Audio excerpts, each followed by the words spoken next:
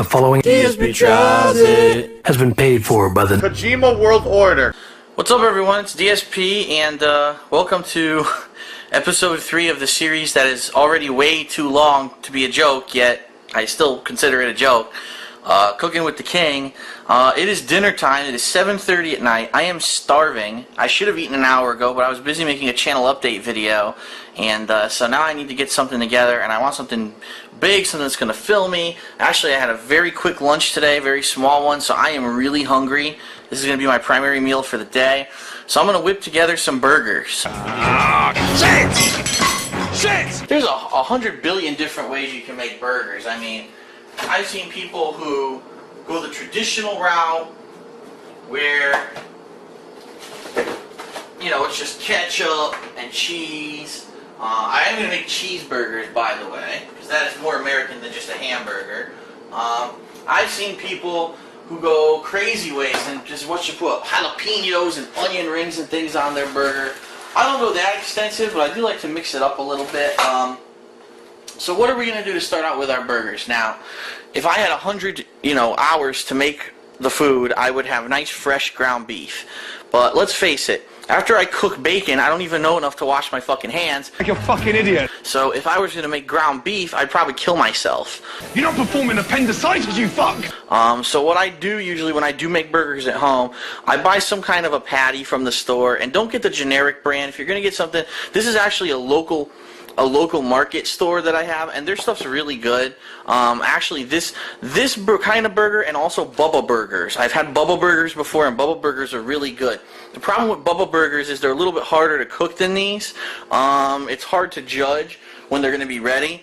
These usually, they're very easy to cook. In fact, this has an 8-minute time limit where you just cook it 2 minutes on each side, and flip it, and it's done. And it's not so overdone that it's dry, but it's just good enough as juicy. Do you go to school? I actually got the ones that have Vidalia onion pieces inside of them, which are absolutely delicious. But you can get different ones. Like sometimes you can get ones with cheese already in the burger, which I think is gross. But you can get ones with bacon bits and things like that. I don't go too crazy. You lazy fucker. Here we go. 2 third-pound burgers. They're not even going to be close to being a third pound once they're cooked because they lose so much from the fat. So anyway, they're frozen burgers. The first thing we're going to do, as we've talked about before, let me position this camera. I can't really see where it's pointing. Fuck the cameras. We're going to use Pam on a frying pan. Now, the thing about this frying pan is a little bit special. It's kind of like a griddle pan. It's flat, and it's square, and it has these ridges. So you're going to get those sear marks on your burgers when you cook it on here. I actually do have a panini grill over there, and I've heard you can cook burgers really well on it. I haven't tried it yet. I might try it at some point, but I'm hungry now. I don't want to experiment. I'm making a video. I have to make sure that the food comes out well. So I'm going to go ahead. I'm going to spray down my cool pan with the Pam. Listen, I know you may be slightly stupid. Like I always do. I say you can use oil, you can use butter, but I just go ahead and I use the sprayable Pam. I'm going to turn it on to my burner on medium here. Now, problem that you're going to find when you get frozen burgers, Is it raw? they freeze together. And it's a pain in the ass because, especially if you didn't cook them right away, they're like a rock. They're like ice hockey pucks. Unfortunately, I don't have a lot of room here today because I have so many ingredients laid out. But you got to separate these guys, and usually a metal spatula does the trick. Shit, I really have nowhere to do this. You're a first-class cunt. Now let's move my bread a little bit here. And maybe try to separate it on a plate.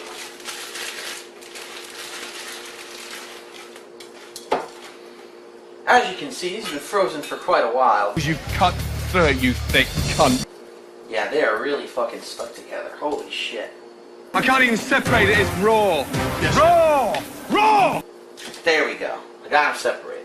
So, Raw, stone cold, fucking longestine. Raw, stone cold, longestine! I'm going to go ahead, I'm going to put them on plastic so that way you don't say, oh my god, he's putting raw meat on the plate right next to the buns.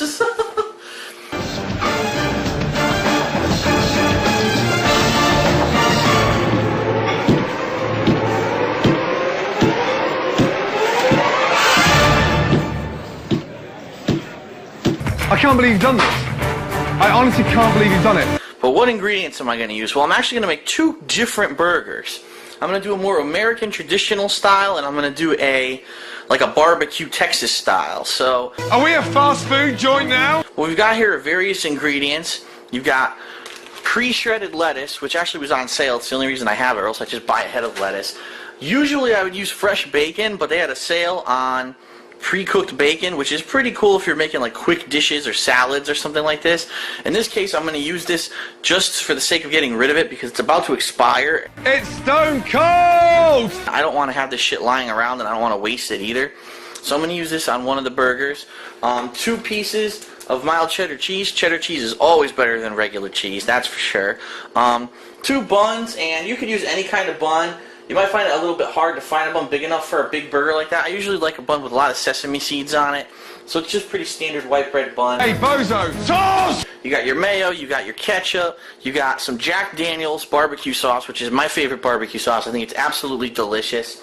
You've got some classic bread and butter chips. You gotta get bread and butter chips for burgers. A lot of people like the dill on burgers. I don't. I like the bread and butter because they're sweeter. I just think they go better with beef. And that's pretty much it. Those are our main ingredients. Come on, more sauce, you silly cow! Excuse me, I'm choking on nothing. What? We're going to start cooking these burgers momentarily. Let me see if the pan is hot. The pan is getting warm. So here's what you do. These particular burgers, like I said, these are 8-minute burgers, meaning you cook them 2 minutes on each side. So what I'm going to do is I'm going to go ahead and I'm going to put those burgers in the pan. Why are we cooking the burgers off so early on? I'm going to separate them at an angle here. It's still walking, that fucking piece of beef! Put it back down on the fire here, even though it's not real fire, it's electricity. And I'm going to set my timer. Sorry, I didn't realize. It's going to be a pain in the ass to keep moving this back and forth. I'm going to set my timer for 2 minutes. Because in 2 minutes I'm going to want to flip these guys. I'm also going to turn on my fan like I've recommended before. Whenever you're cooking, you definitely want to have the fan on because any steam or whatever that comes out, you don't want it to go ape shit. So while those are starting to cook, we're going to go ahead and we're going to cook some bacon. And since this is microwave bacon, like I said, pre-cooked bacon. It's not fresh bacon, unfortunately, but I need to get rid of this bacon, so I figure we'll throw down a couple strips here. Maybe 3 strips, because that's the whole layer here. And we're going to use that on one of our burgers. The rest I'll put back in the fridge.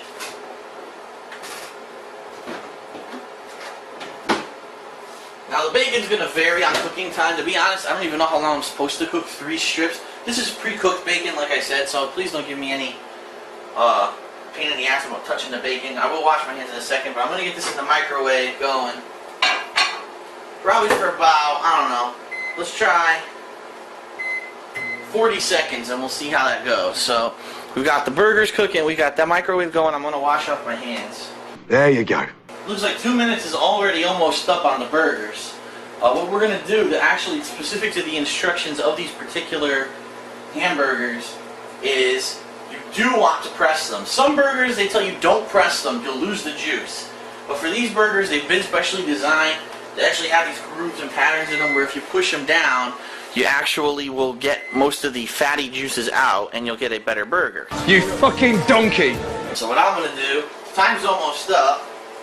I'm going to go ahead and push the burger down.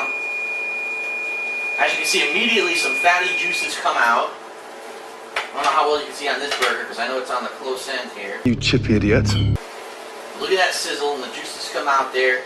That's all the fatty juices. So we're going to go ahead and we're going to turn the timer off. We're going to flip our burgers for the first time. Now, a lot of people season their burgers. You can if you like. A little pepper, a little salt. These burgers I actually find are pretty tasty on their own. There's really no reason to do that. I'm going to go ahead and set the timer for another 2 minutes because like I said, it's 2-2-2-2. It's an 8-minute burger. Let's look at our bacon. Our bacon actually came out well. Our bacon is crispy. And that's exactly how you want it. You don't want it rubbery. You want a crispy bacon for the pre-cooked bacon because that's how you know that most of the fat's been out. Oops, sorry. I was not even close to the camera there. A nice crispy bacon. So that'll go on one of our burgers. It's cooked to fuck. Now, what you're going to want to do while your burgers are cooking, you're going to want to get all of your side ingredients ready. You don't want to have them not ready when the burgers are ready. So We'll zoom out here, and we're going to get everything lined up and ready to go. First thing you're going to want to do, get your bread ready. And depending on what kind of burger you're making, I'm actually going to turn on my panini grill, and I'm going to attempt to toast these buns. Which basically you only need to run it through a panini grill if you have one for about a minute, and the buns will get toasted. What I'm looking to do here is make two completely different burgers. One's going to be more American style, one will be like a Texas style. So this one I'm going to put the traditional ingredients like mayo, ketchup, maybe some lettuce and pickles and cheese. On the other one I'm going to do actually some barbecue sauce with the bacon and cheese. So two completely different flavors you're going to get from two similar burgers. So let's see here. Looks like we got 42 seconds left on the burgers. I just really need to wait for my panini grill to warm up, and then I'm going to go ahead and toss those buns over onto the grill. See, it's right over here. That's it right there. Right here. I cooked it actually right before this, and I don't want to lift it because if you lift the panini grill when it's warming up, that actually will cause it to cool down. It's actually the two plates connected that contain the heat and will make it hotter at a quicker pace. And actually, I'm going to pump this up a little bit higher than usual to high, because I'm going to want to toast the bread rather than just make it, like, you know, warm. So, alright, so my burgers, once again, it looks like they're going to be ready to flip any second. So let's zoom in here. Turn that timer off. Once again, just like we did before, we're going to flatten.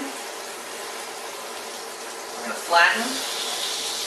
You can actually see, depending on where you put them on the griddles, they actually start to take form. You got no respect. Oval shape, octagonal shape. More oval shape than round. We'll flip this guy again. Flip this guy again. We're going to set our timer for another 2 minutes. Okay, so while that's cooking, we're going to check. It looks like the panini grill's probably almost ready. I'm going to check the temperature now with my hand. And it is, it's getting warm. I don't know, it's taking kind of a while, and I'm wondering, with only about roughly 6 minutes left, I don't know if we're going to make it. I might want to just pop these guys in the toaster. I think that's what I'm going to do. Unfortunately, I don't have enough time for the panini grill today. Fucking idiot! Pop these guys in the piece of shit toaster right here. That never fucking works properly. Now we're just going to go with a standard. Oh, there we go. Well, it might help if I plugged it in, too. A standard toasting on our bun. It is always better to have a slightly toasted bun than a raw, you know, well, not really raw, obviously it's cooked, but not just a plain bun. That's no fun having a plain bun. So once that's toasted, we'll start to put the ingredients together to formulate our meal here. 41 seconds left on our burgers before we flip them for the last time. Do-do-do-do-do. Shut up, turn the volume down, you fat fuck. Now for some reason it wants to toast extra long. Okay. It never toasts things this long. This toaster's a piece of garbage. It wants to make me look dumb. Well, while it's toasting, I'm going to go ahead and flip the burger the last time. I'm doing the same thing. I know it's off camera, but I'm doing the same thing. Push it down on top of the burger. What an idiot. Flipping it one last time.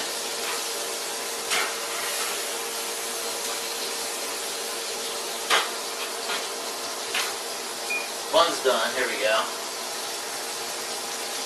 It's nice. We'll get the other bun in there.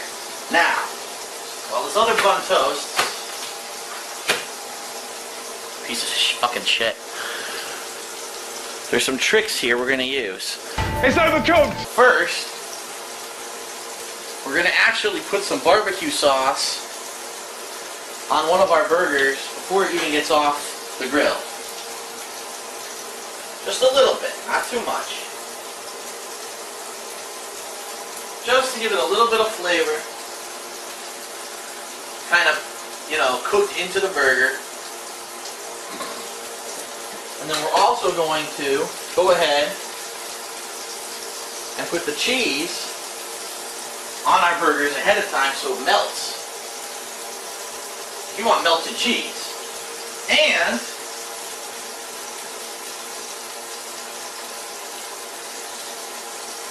you can even go ahead, it's up to you. I'm going to do it, what the hell. On that burger we put the barbecue sauce. I'm going to put some of the bacon on it so it'll actually melt a little bit into the cheese. Now, of course, it turns out I have too much fucking bacon. So, oh well, this burger's gonna be insane. Oh, fucking hell. What are we gonna do with our buns? Well, like I said, one of them's gonna be a Texas style. So we're gonna go ahead and put some more barbecue sauce on the bun. Oh shit. Well, that was way too much. The thing erupted on me. There must have been an air pocket in it. That's not cool. But we can salvage it. Look at that. Just put a little bit on top. There's going to be way too much on the bottom, and I'm going to have to avoid that blotch right there, because I obviously didn't want that to happen. But now for the other one, if we're going more traditional, I'm going to go ahead, clean that off later. Now on the bottom bun, I'm going to put some mayo, just a little bit, not too much.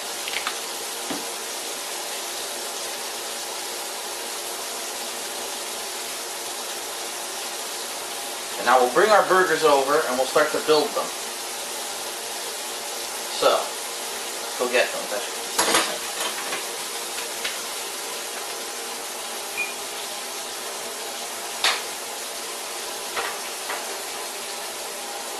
You can really tell when the burger's done because the cheese is completely melted. It's not over melted, you know what I mean? It's not like burning at the seams or anything, but it's melted nicely on the burger there. He can't count to fucking 2. So we got one American burger and one heart attack burger, basically. That's cooked to fuck. Okay. Good. And that fat is going to continue to sizzle in the pan, but I want to make the burgers first, and then I'll get rid of that later. So on our traditional burger, what are we going to do? Well, first thing you want to do, if you're going to put ketchup on it, you got to put the ketchup on it first before you start. Oh my god, now the ketchup wants to launch all over the counter. You scummy fucker! Try to do this a little bit neater than I did. Obviously, this is a mess right now. I did not prepare my squirtable ingredients, and they launched all over the place on me. So, spread a little bit of that ketchup over the cheese. It's evenly distributed. If you're going to go ahead and do pickles or anything like that, you put those on. The one bummer is that I ran out of tomato. I had tomato and I ate it for lunch on a panini sandwich I made. I didn't realize. I was like, oh man, I should have fucking saved the tomato for the burger tonight. But I forgot, and I went ahead and ate the tomato. So I have no tomato for this. Where's your fucking brain? I'll do a little bit of pre-shredded lettuce. Obviously, if I had fresh lettuce, that's what I would be putting on here. But I do not. So some pre-shredded lettuce. So there's our more typical American burger with the mayo, the ketchup, pickles, lettuce. Texas style burger is pretty much done. We're not going to do anything else to it. I mean, it has way too much bacon on it, but that's my fault. I should have only cooked 2 strips. So I am trying to get rid of it. You got the barbecue on the top and bottom. Oh my god. That's it for this episode of Cooking with the King. I'm going to clean up this mess and I'm going to scarf some burgers down. And you're standing here with your little balls of fucking, look at them. Fucking sick. The following announcement has been paid for by the Kojima World Order.